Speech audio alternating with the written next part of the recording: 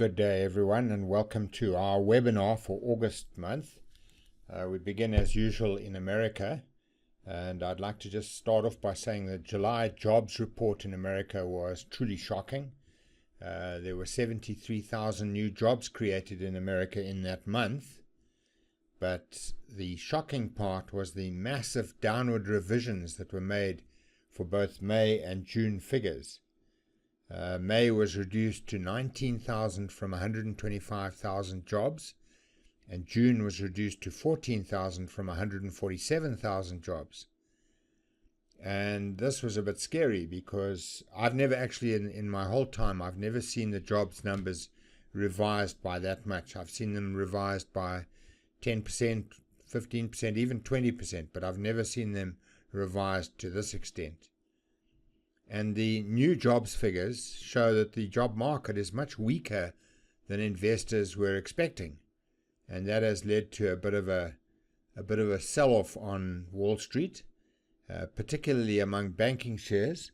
They were the hardest hit because obviously the lower job numbers indicate a weaker economy, and that of course indicates more problems with loans and so on for banks. So Wall Street came off quite sharply, as you can see on the chart on your screen, just in the last few days, the last week or so. And it seems to be recovering now. But on the chart, what you can see on the chart is Trump's V-bottom that resulted from his tariff situation. You remember the previous record high that we had at 6144, that was on the 19th of February, and then Trump began with his tariff story, and we had Liberation Day on the 2nd of April, which you see here marked on the chart. That resulted in a correction which took the market down to 4982. This is the S&P 500, of course, which is about 19%. And then it began a recovery as Trump started backing down on his various tariffs. So the V-bottom, the whole V-bottom has lasted about 4 months, and then we broke to new record highs over here on the 27th of June, around there. Around the 27th of June, and we've made a series of new highs, and then we've had this latest little correction which comes from the jobs report. So that's where we are with the S&P 500. We believe that this is just a minor correction, that Wall Street will continue to rally and go higher, that we will have further new record highs in due course. Excuse me. And of course, the jobs numbers also reported unemployment at 4.2% in America. That's slightly higher than June's figure of 4.1%. But still, it's a very tight labor market when you look at it this way. These numbers came out just after the Fed had left rates unchanged. Jerome Powell argued that the effect of Trump's tariffs on inflation was as yet unknown. Some prices have, of course, begun edging up as a result of the tariffs.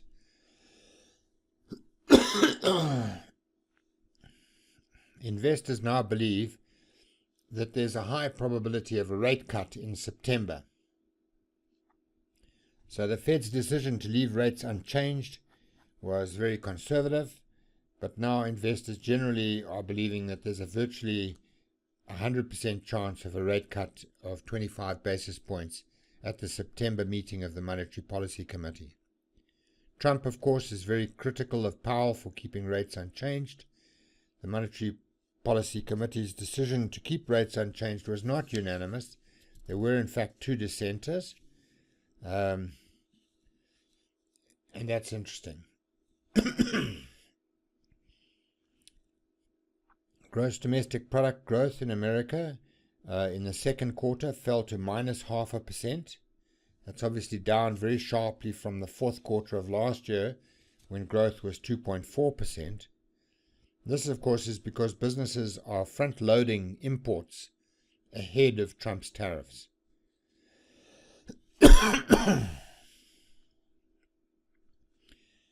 Quarterly results from the S&P 500 companies have continued to be very robust. About 85% of those reporting so far for the second quarter are well above analysts' predictions.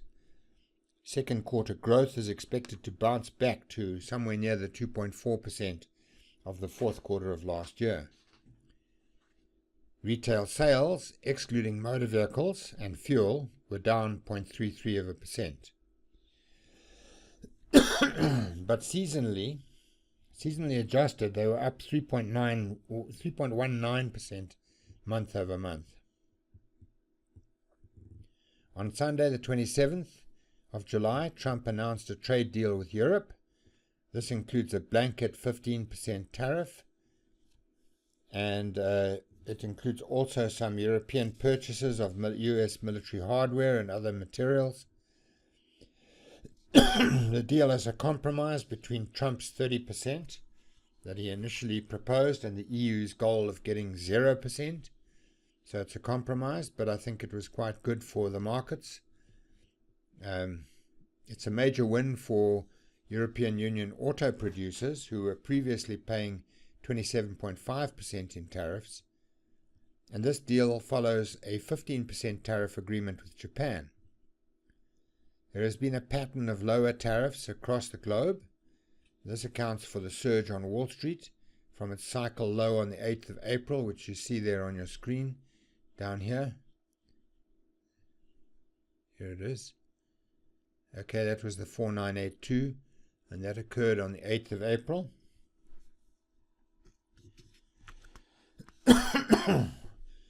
Trump's tariffs have cut General Motors' profits by 1.1 billion rand, according to them, or about 31% in the second quarter. Many US companies have in fact reduced their guidance because of the tariffs. Guidance is estimated to have dropped by between 10 billion and 12.5 billion US dollars so far. There has also been a switch back to internal combustion engines because Trump removed the government subsidy on electric vehicles. Clearly, US businesses are beginning to count the cost of Trump's tariffs. Consumer goods imports into America dropped by 12.4% in June month alone. That follows the surge in imports as businesses tried to get ahead of the tariffs in the previous months. Trump's big, beautiful bill has passed the Senate with a narrow margin and passed through the House as well. So the Republicans obviously had a majority of 220 seats in the House to the Democrats' 212. Some Republicans opposed the bill because of the deficit, which is expected to go up by $3.3 trillion over the next 10 years. The bill will result in poorer Americans losing their health cover, and the proceeds from that will be given to wealthy Americans in the form of a tax cut. The US dollar has fallen by 8% against a basket of currencies since the beginning of this year. It is now at its weakest level against the euro since 2021. It has fallen from 97 euros in January to 84 euros currently. The dollar's fall this year is mainly due to Trump's tariffs. The tariffs are making trade between the EU and the US more difficult. And this applies also to other countries. For example, South African motor vehicle exports to America have fallen by 87% in the first 6 months of this year. Manufacturers have clearly found other markets for their production. As expected, the JSE overall index has been following Wall Street. It broke above 100,000 for the first time on the 23rd of July 2025. The move follows Trump backing down on his Liberation Day tariffs. We expect markets around the world to continue to perform well. Investors are now focused on the impact of new technologies like AI, humanoid robotics, and of course improvements in the solar energy field. All right, let's turn our attention to Europe. The war in Ukraine continues. The Russian ruble has suddenly collapsed to 8.81 of a cent of a US cent. And this shows that their economy is in trouble.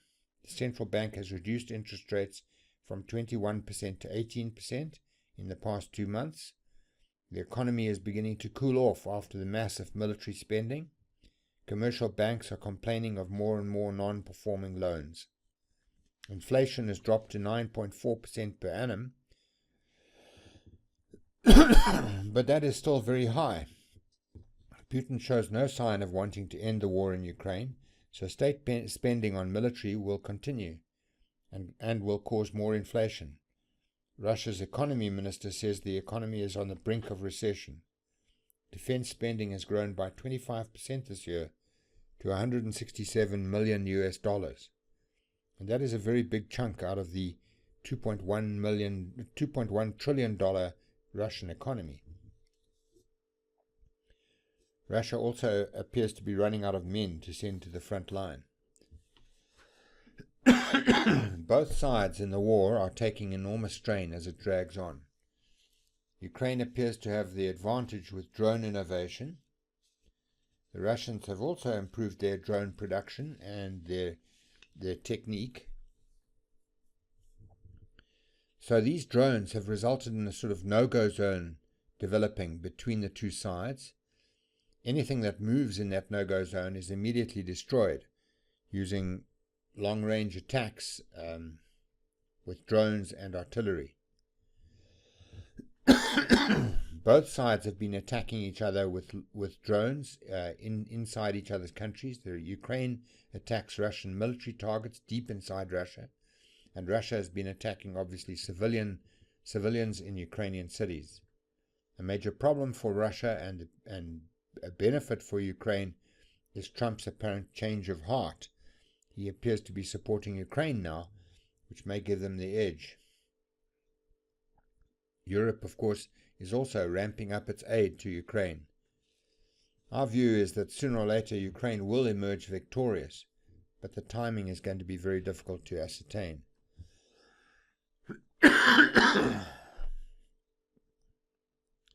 Okay, let's look at the political situation here in South Africa. The conflict in the Government of National Unity over the firing of Andrew Whitfield has been brewing. The DA threatened not to approve the budgets of crooked ANC ministers. Ramaphosa then fired the ANC Minister of Education, Nobuhle Nkabane, and the DA signed off on the budget. So the conflict was averted, at least in the short term. This must be seen as a victory for the DA and, of course, for the survival of the GNU. The ANC reports that from August 2022 to December 2024, it lost 15% of members. It has been especially losing support among rural working people and unemployed people. Union members have also left the ANC. Continuing corruption and the failure to deliver services are the main problem. The Communist Party, formerly an ANC ally, has also been alienated by the formation of the GNU. We expect that next year's municipal elections will show that the ANC has lost even more ground, and we expect the DA support to have increased. Looking at the economy now, the Monetary Policy Committee obviously reduced rates by a further 0.25% as expected last week. The repo rate is now 7%, and commercial banks are charging about 10.5% to their best clients. The Reserve Bank has also changed the target inflation rate to 3%, and they've done that unilaterally so far without the support of the Ministry of Finance. The official target range is between 3% and 6%, but for some time now the MPC has been targeting 4.5%, and now it has reduced that to 3%. So that is quite a significant difference, and that brings us pretty much into line with our main trading partners. It should also have the effect of reducing the government's interest bill on its massive debt. The Consumer Price Index rose by 3% in June, slightly up from April's 2.8%. Month on month, the increase was 0.3%. Food inflation was up 5.1% over the year. Despite this, inflation remains very low. Real incomes are rising, and this is good. This is boosting retail spending and stimulating the economy. We are expecting at least one more 0.25% cut in interest rates before the end of the year, and maybe two. Fuel prices are down 11.2% year over year and by 0.4% in the month.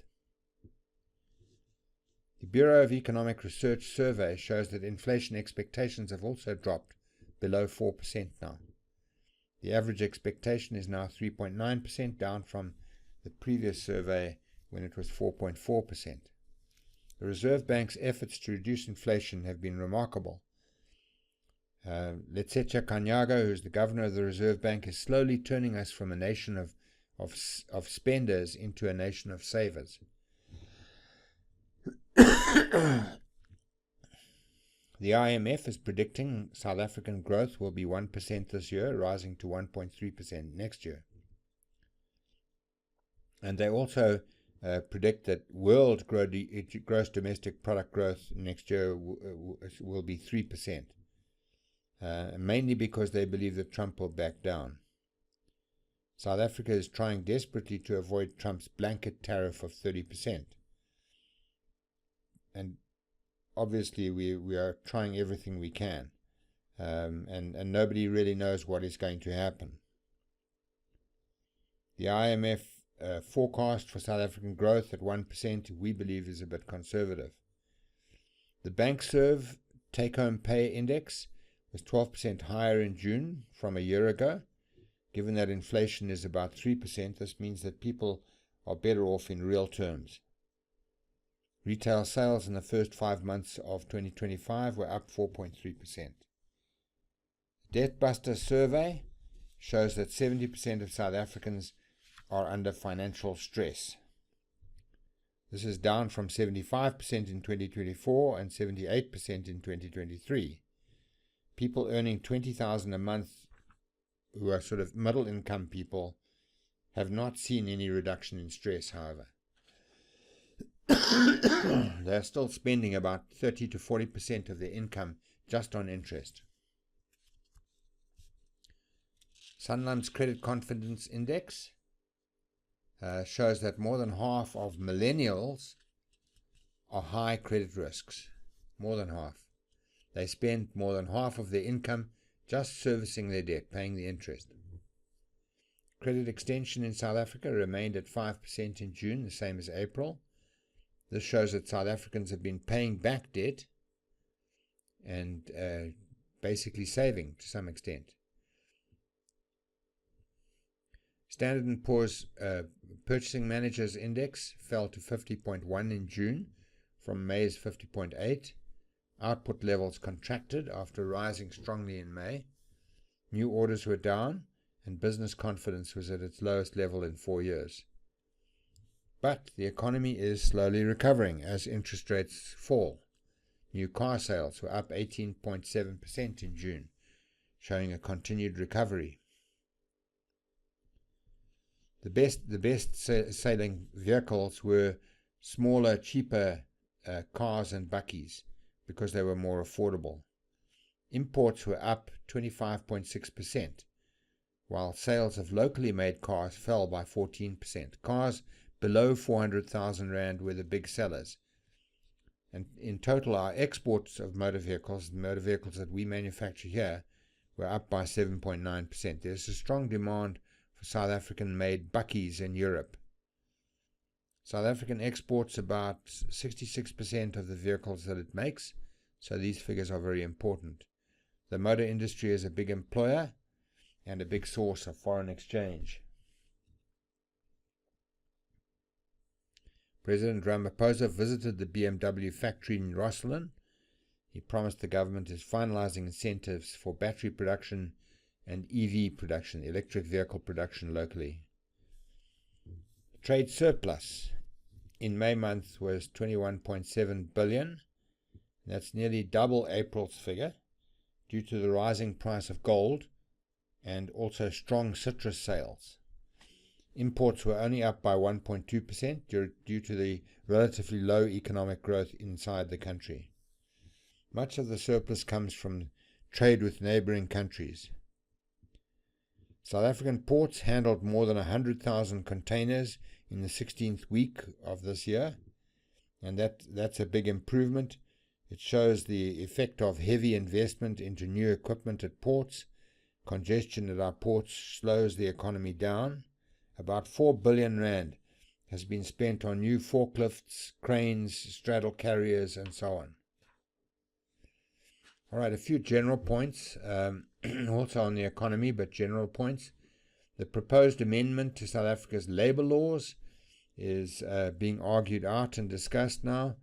That amendment will enable small businesses to fire employees, especially those who are on probation, without a hearing and all the other requirements normal for firing people in this country. Businesses with less than 50 employees will also not have to pay employees according to agreements which have been made by the bargaining councils.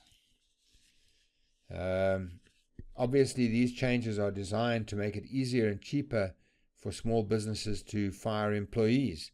The labour market is very heavily skewed in favour of employees, and it makes small businesses reluctant to take on new staff, because once they take them on, then they know how difficult and expensive it's going to be to get rid of them.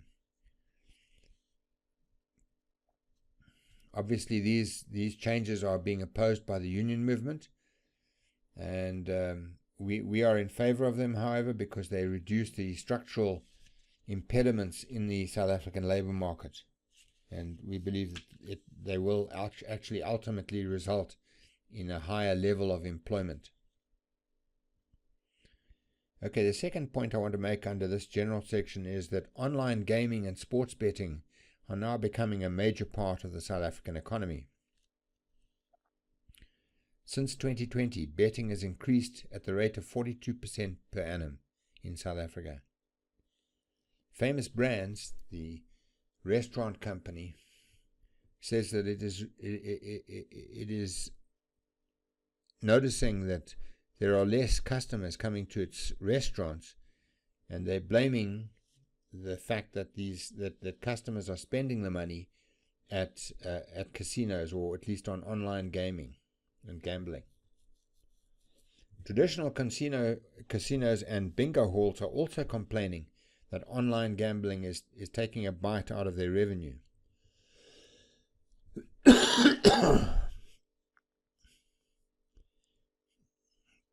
Betting, that's sports betting, is now about 61% of total gambling revenue, and casinos only account for the other 29%.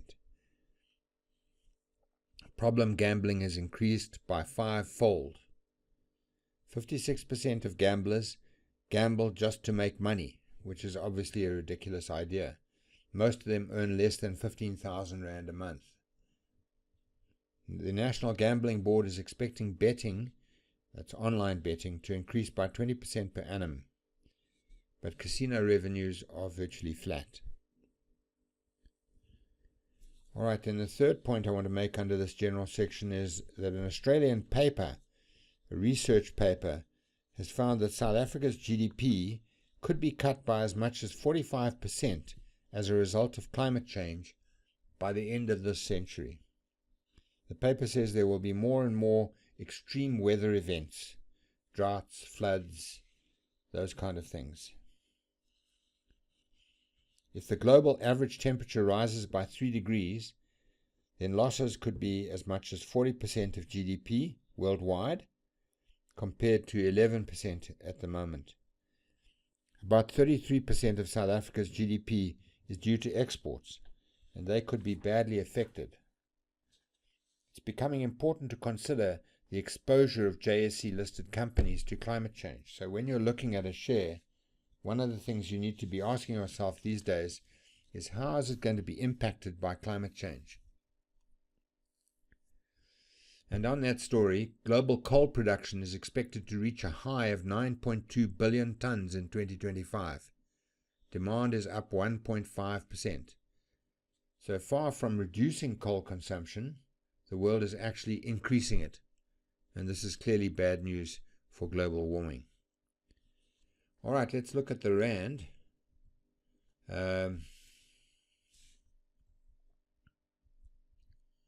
Just get the chart on the screen here.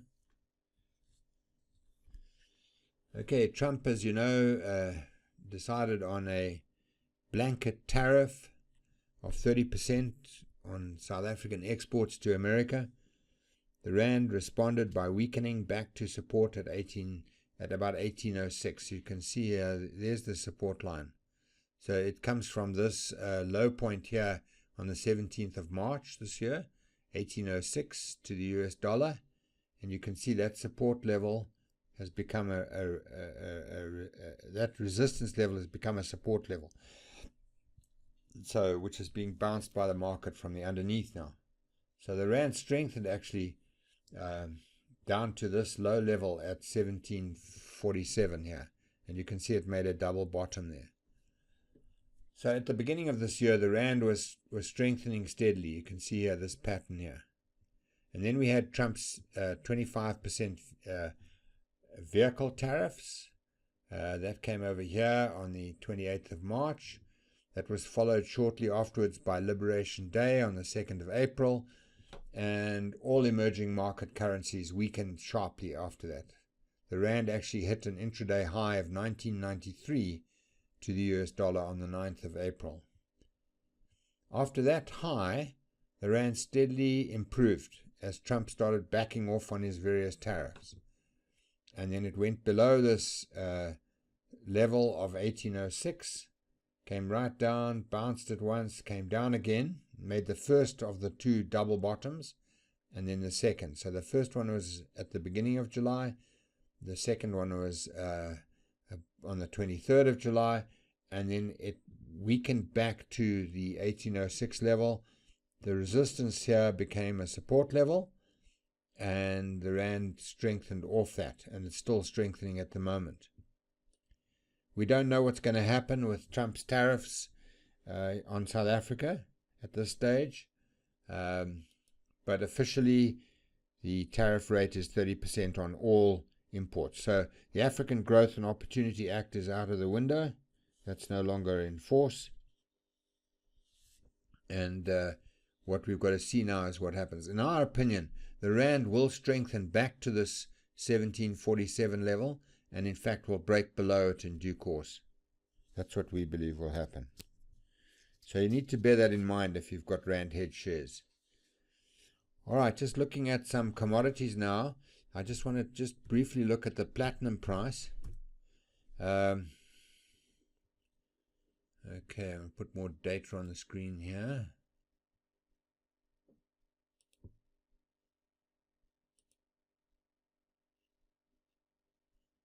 Right.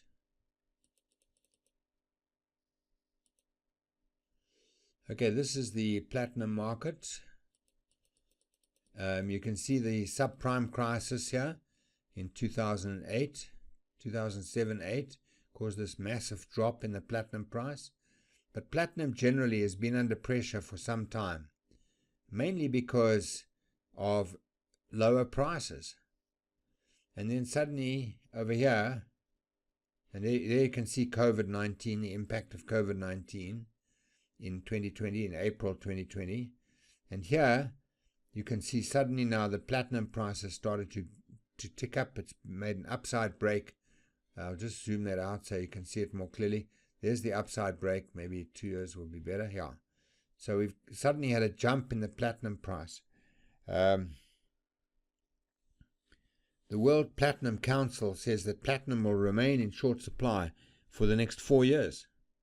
Demand exceeds supply by about 1 million ounces a year, at a time when many South African mines have been retrenching staff and closing shafts.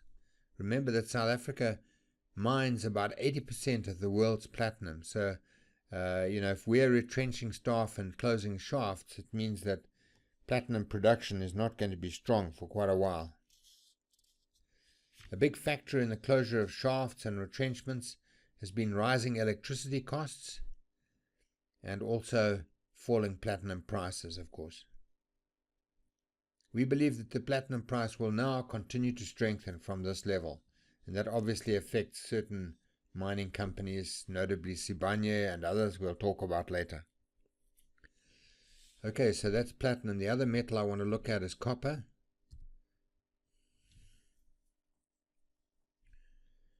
The Ukraine war, just going to put a bit more data on here. There you can see the war in Ukraine beginning. This is the copper price, and it's in dollars per ton.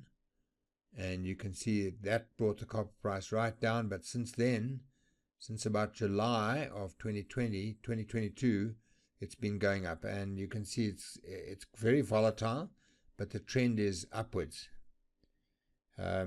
Obviously, Trump's tariffs have also caused copper prices to be boosted. And that benefits companies like BHP, Anglo American, and Glencore, all of whom have interests in producing copper. Trump says he will impose a 50% tariff on copper going into America. America imports about half of the copper that it uses, so that's going to make copper very expensive and products produced with copper very expensive in America. The demand for copper is expected to increase by about 40% over the next 15 years. We expect copper to continue going up, the copper price to continue going up for the foreseeable future. Okay, let's now turn our attention to some of the companies. Begin by looking at one of our old favorites on the market, Lewis, the Lewis Group. Okay, I'm putting quite a big chart on the screen here. This chart goes back to 2020. We originally recommended Lewis back here in the confidential report in September 2020. At that time, it was 1400 cents a share. Then we added it to the winning shares list over here on the 1st of December 2023. By then, it was 41.50. And now, last week, it closed at 77 Rand. So this is a very solid share. It's one of our favorites, as I said. In its financials for the year to the 31st of March 2025, it showed revenue up 13.5%, but headline earnings per share were up 60.3%. That's massive. A very big jump in profits, which they say are driven by robust growth in credit sales, expanding gross profit, stronger other revenue growth, and continued improvement in the quality of the debtors portfolio. So this is a company that is very well run, and it's massively increased its headline earnings per share in this period, in the most recent year. The company has taken on some debt to finance this additional growth, but that's quite all right. It's benefiting from the rising take-home pay in South Africa, and that in turn is a function of low inflation. It trades on a PE of just 5.24% and a dividend yield of 8.25%. So in our view, it's very, very cheap. We first recommended this share a long time ago at 1400 cents. Now it's 77 Rand. So from 14 Rand to 77 Rand. And it's done that in not such a long period of time, in about 5 years. Since we added it to the winning shares list, it's gone up by 87%. And it's performing at around 52% per annum. So that is a very, very good investment. I hope that some of you took advantage of it. The next share I want to look at is British American Tobacco. This is an international company producing cigarettes and smokeless products, as you know. It reports in pounds sterling, and it's got a primary listing on the London Stock Exchange. In the 6 months to 30th of June 2025, it reported revenue of £12 billion. So that's half the year. So this is a company that does about 24 billion British pounds turnover per annum. its gross profit was £5 billion in that half-year period. So again, this is a massive international company. The share is not a very dramatic performer, but it is a serious rand hedge. And it trades on a PE of 41.56, which is high, but that's because of its rand hedge status.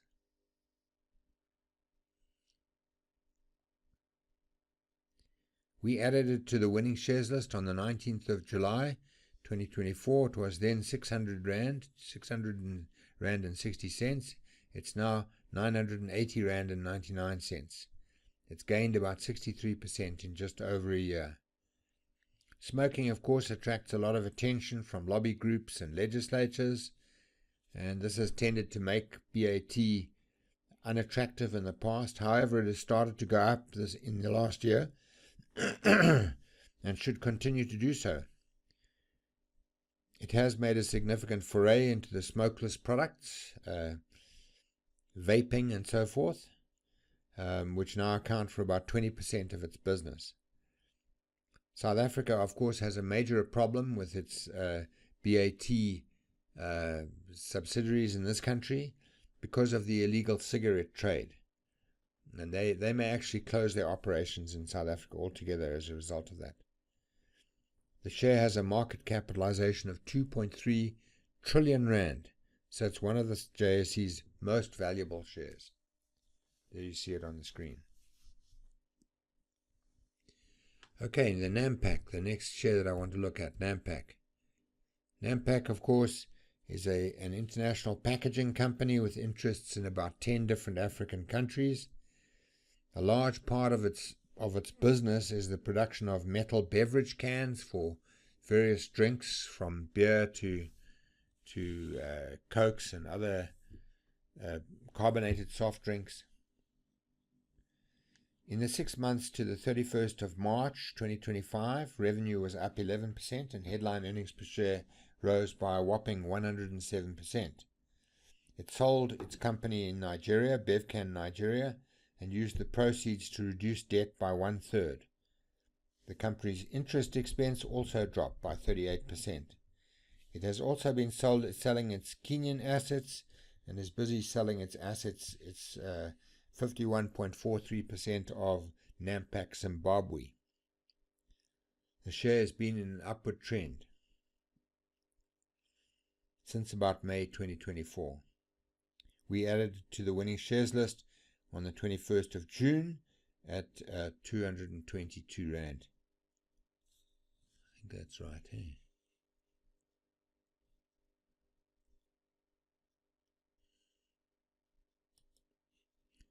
Yeah, so this company has been a good one. It's in the winning shares list, has been there for some time. It's risen about 115% in the last 13 months. All right, another favorite share of ours is Sibanye, Neil Froneman's company. This company has been doing extremely well.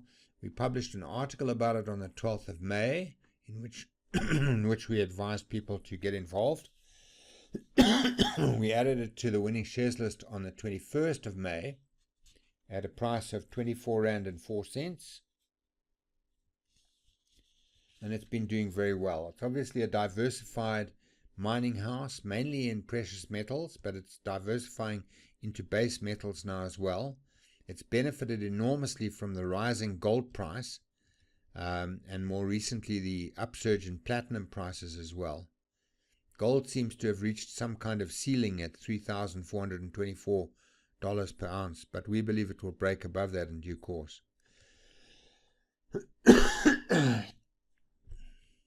In Sibanye's results for the 3 months to the 31st of March this year, earnings before interest, taxation, depreciation and amortization, so-called EBITDA, from South African gold was up 178%. Platinum Group Metals had EBITDA up 74%. The company's Century operation in Australia contributed 178 million Rand to EBITDA. And this compares with a loss of 262 million in the first quarter of 2024. So they've done well. As you can see from the chart here, the share price of Sibanye has been going up in a strong upward trend. It's basically risen it's risen to 3922 cents from when we added it over here, 2404.